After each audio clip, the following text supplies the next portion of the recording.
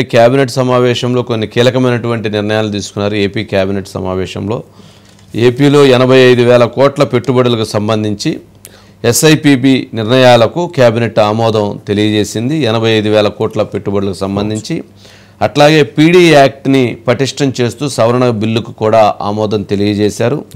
లోకాయుక్త చట్ట సవరణ బిల్లుకు మంత్రివర్గం ఆమోదం తెలియజేసింది. కర్నూలులో హైకోర్టు బెంచ్ ఏర్పాటుకు కూడా నిర్ణయం తీసుకోవడం జరిగింది. ఈగల్ పేరుతో యాంటీ నార్కోటిక్స్ విభాగం ఏర్పాటు చేయడం జరిగింది. అమరావతి సాంకేతిక కమిటీ ప్రతిపాదనలకు కూడా ఆమోదం తెలియజేశారు. స్పోర్ట్స్ పర్యాటక పాలసీలకు ఏపీ కేబినెట్ ఆమోదం తెలియజేసింది.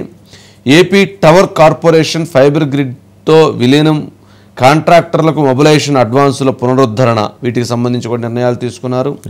దేవాలయ కమిటీల్లో 2 సభ్యులకు చోటు కల్పించేలా చట్ట సవరణకు బిల్లులకు కేబినెట్ ఆమోదం తెలియజేశారు.